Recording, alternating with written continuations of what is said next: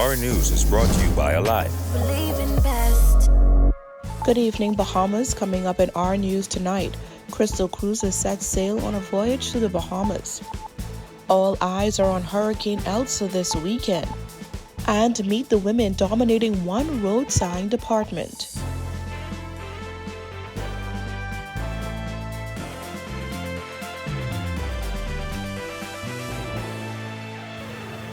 Welcome to our news and thanks for joining us. I'm Georgie Bain. Topping news tonight.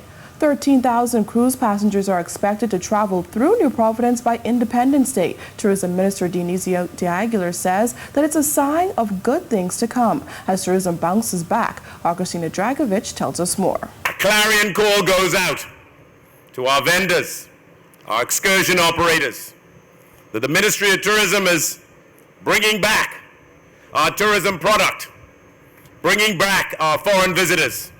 So get ready to enjoy the fruits of our hard labor. Nassau officially becoming home port for Crystal Cruises' Crystal Serenity today, welcoming hundreds of passengers who will travel through the Bahamas on a luxury cruise. No other Caribbean destination, none, could provide the discerning cruiser with an extraordinary itinerary that visits multiple breathtaking islands, all within the same country.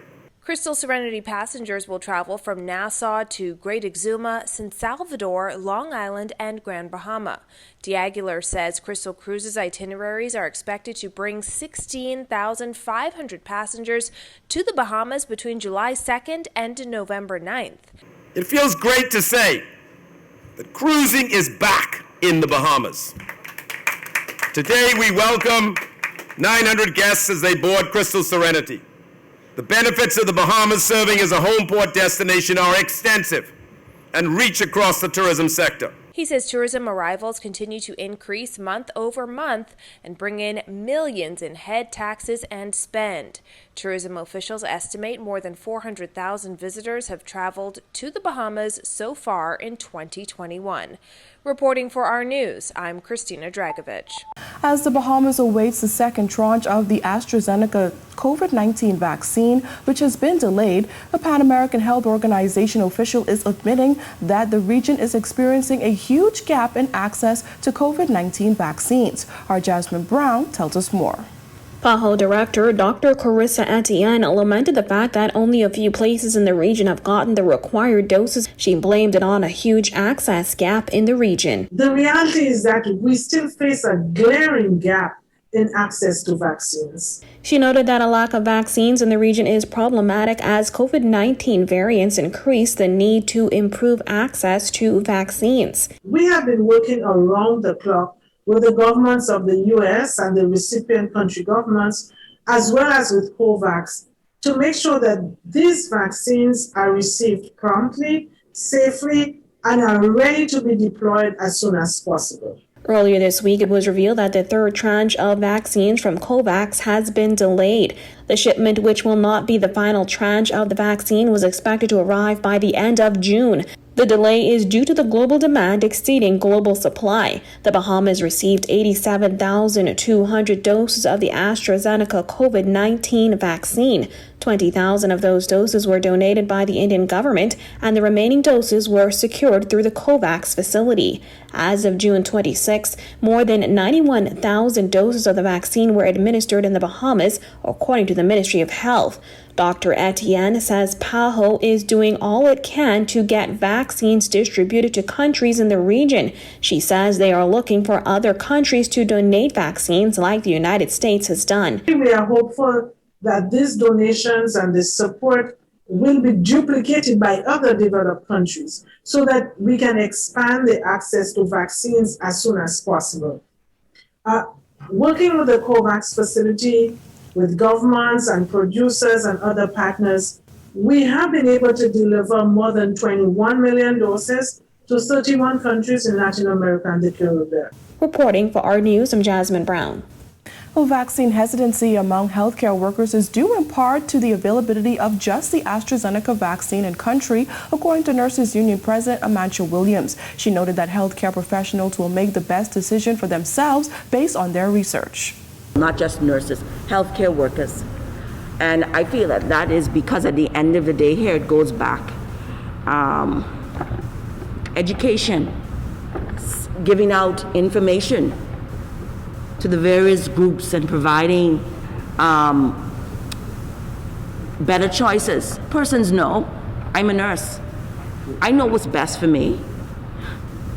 I know if I read, I know if Pfizer or Johnson is better for me. So I want to make choices for myself.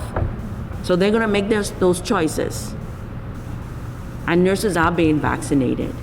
During a news conference held this week, Williams also raised concerns about a new industrial agreement. She said the union is still waiting on the Public Hospitals Authority to hold negotiations. You can't come telling us, you asking us as the worker what we want from the employer when you've already created an industrial agreement for us to tell us, come and sign. PHA doesn't know no work. You come to the drawing table, we negotiate, we say A, B, and C. You don't come with what you want. Us. You're asking the worker, how best could we help you? Due to your expertise, your professionalism, that's what you're asking. How could we now keep you on the job? Well, meteorologists keeping a close eye on Elsa. Greg Thompson is in studio with the latest and what we can expect over the weekend. Thanks, Giorgio, and welcome everybody for your Saturday look at weather. We are still tracking what was once Hurricane Elsa. It's now been downgraded to a tropical storm with 70-mile-per-hour winds, still racing towards the west-northwest at around 30 miles per hour. That's hindering its further developments, also interacting with the mountain ranges across Hispaniola as well, and that's starting to weaken it a bit. We expect it to start interacting with the mountain ranges across eastern Cuba as well by tonight and into tomorrow, so that will further weaken it, but we expect it to still regain some strength once it moves between Jamaica and Cuba, and it could possibly make it back to a hurricane status. Some rain bands now spreading across the southeast Bahamas, Inagua, Turks and Caicos Islands. You guys will be seeing some of those showers as well tonight through tomorrow.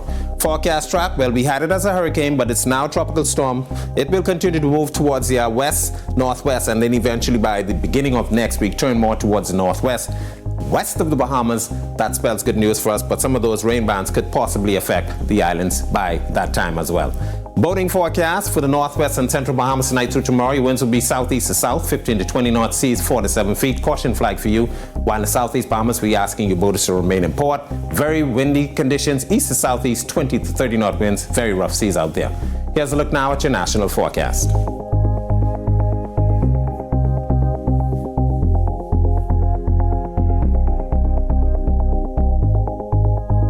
A look now at your extended forecast through Thursday.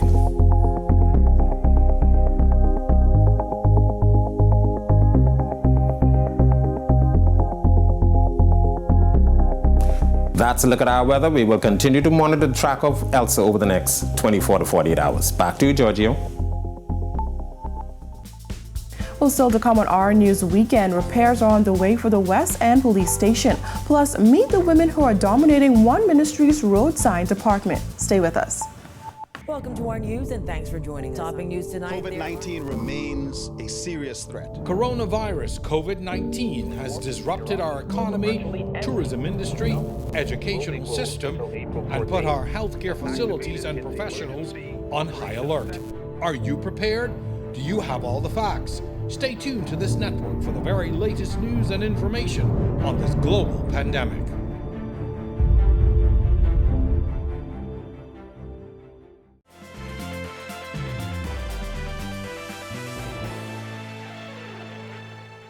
Repairs are on the way for the West End Police Station, according to Commissioner of Police Paul Rule, who said after receiving extensive damage during multiple hurricanes, the station is no longer suitable for officers to carry out their duties. The building itself, and it has sustained damage in a couple of the hurricanes, and that used to be we had living quarters in there, and that has been replaced with just a location station.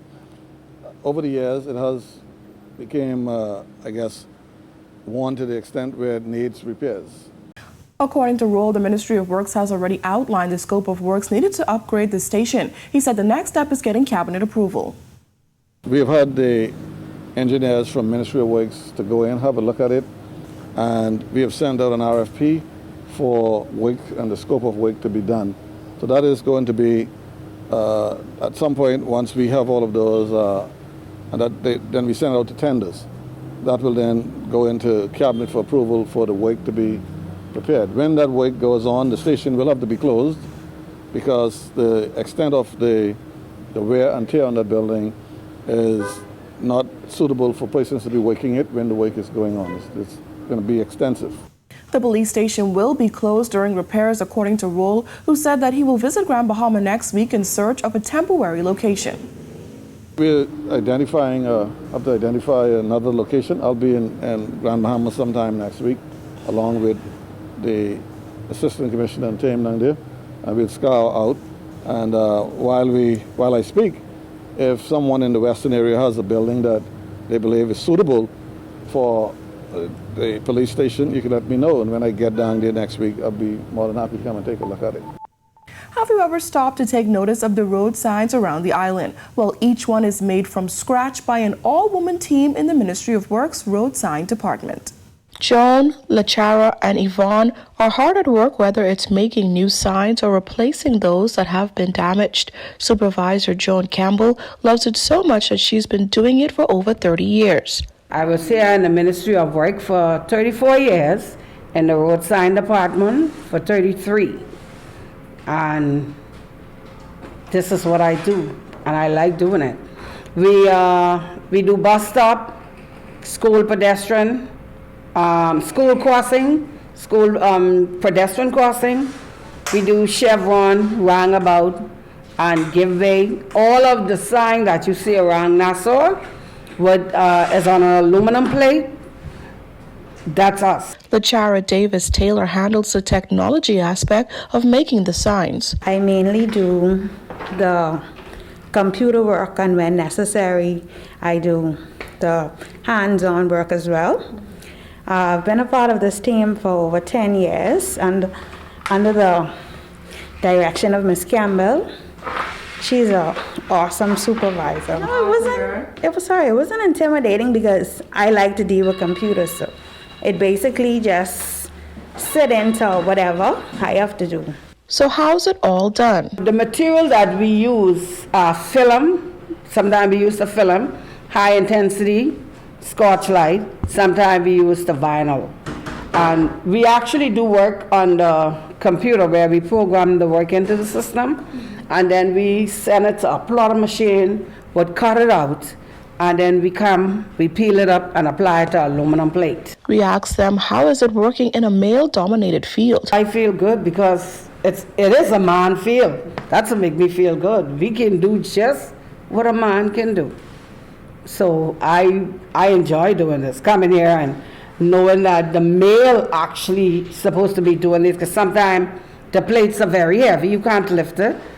But me, Miss Davis, and Miss Taylor, and Miss Farrington, we get it done. Yeah, they probably don't know, but I'm glad that you're bringing exposure to the general public to let them know that it's three ladies that does all the signs inside New Providence and even in the Bahamas. However, there is a downside to the job. The general public don't understand the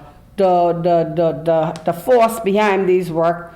You will see them damaging it, knocking it down, kicking it down. But for every time they knock it down, the government have to replace it, and it costing the government thousands of dollars. The Bahamian people need to understand the importance of these signs. It's for their protection. And respect it. Stop damaging women creating it. Stop damaging the sign. When our News Weekend comes back from the break, Teen Challenge wants to launch a school pilot program, plus a pastor's plea for help. Stay with us. Welcome to our news, and thanks for joining us. Topping news tonight. COVID-19 remains a serious threat. Coronavirus COVID-19 has disrupted our economy, tourism industry, educational system, and put our healthcare facilities and professionals on high alert. Are you prepared? Do you have all the facts? Stay tuned to this network for the very latest news and information on this global pandemic.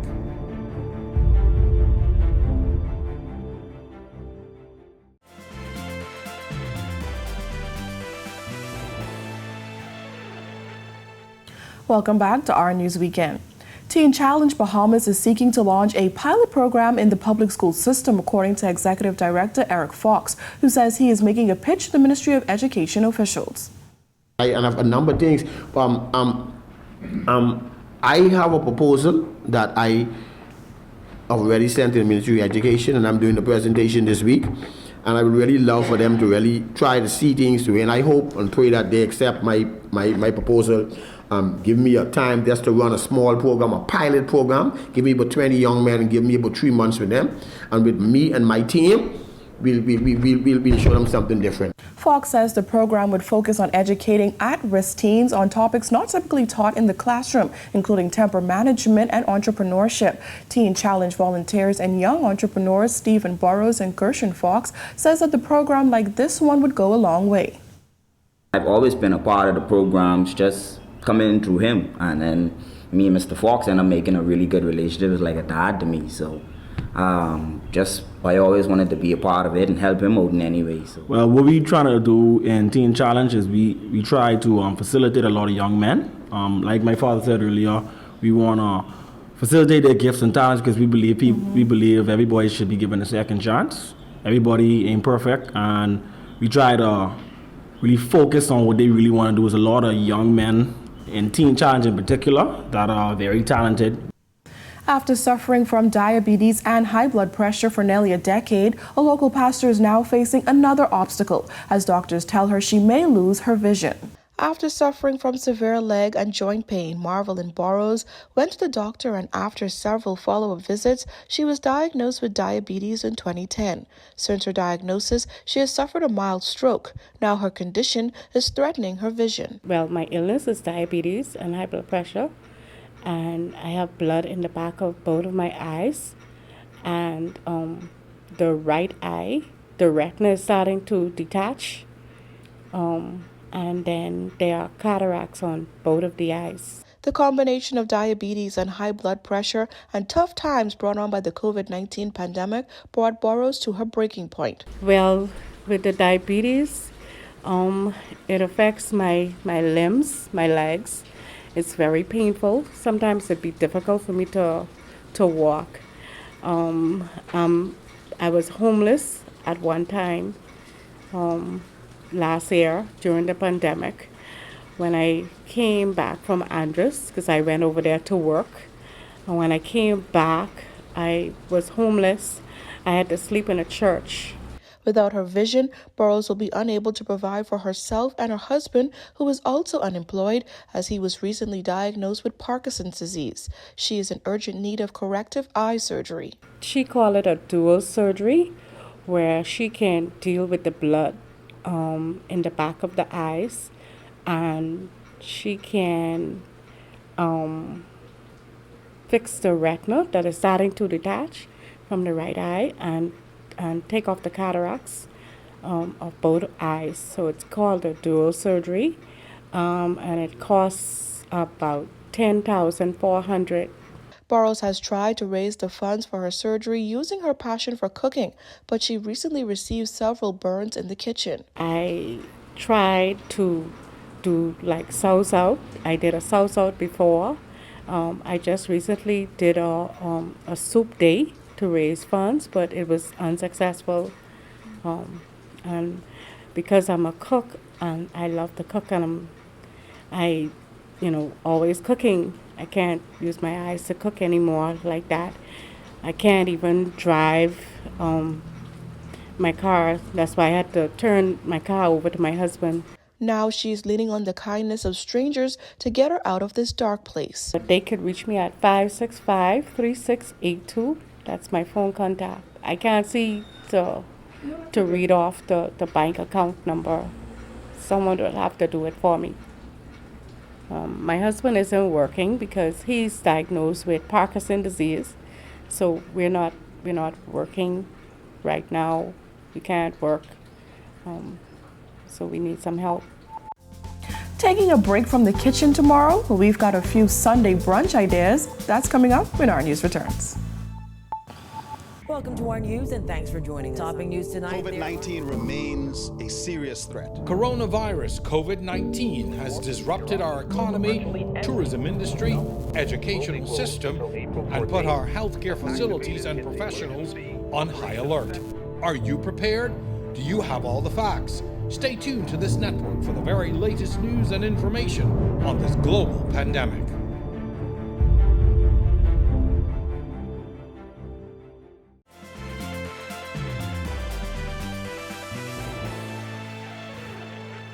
Looking to switch up your Sunday brunch experience tomorrow? Well, how about trying an all-day multicultural brunch experience right in the heart of Nassau? The Showman E-Bistro team launching its first bougie brunch tomorrow morning at 11. It is an all-day brunch affair. So you come in at 11 and we're here until 9 o'clock. It may be inclement weather, but feel free, don't worry about that because we have a covered patio that is beautiful on the outside. We want you to have a layered experience while you're here. So anything from our fantastic service to the culinary delights that you can expect to have here will be exceptional. And those would include, we have a fantastic twist on a shrimp and grits. We're doing a conch and grits. And this is going to be phenomenal. We're talking about native cheesy grits, whipped to a fine feathery consistency. That is coupled with an avocado puree. We have also the conch that is caramelized with onions, but absolutely divine. So you got to check that out. He explained what foodies can expect. Since it is the weekend and you may be out and about enjoying yourselves, there's also what we call the hangover bowl. And so you can come in and you can get this wonderful, delectable bowl, and it has actually beautifully braised short ribs. And that's coupled again with native cheesy grits. And all of the fantastic toppings like caramelized onions, arugula, and so on and so forth. But what a wonderful bite. So you got to come on out. It's absolutely a treat if you're looking for something rustic and hearty. And what's Sunday brunch without a good mimosa? With a fully stocked bar there at Showman, you can expect your thirst to be fully quenched. We're going to have a local celebrity artist in-house this coming Sunday, Alan Wallace and his friends. They'll be coming through. They'll have wonderful painting exhibits, not only for you to visually have a great appreciation for, but certainly you can purchase as well too. Valet is available. It's free of charge, and while you dine, we'll shine your vehicle for you. It's complimentary, so certainly those amenities will be afforded to our valued customers while they're here at Showman. Well, thank you so much for joining us for our News Weekend. On behalf of the entire team, I'm Georgie O'Bain, and we'll see you right back here tomorrow night. Have a beautiful evening, Bahamas.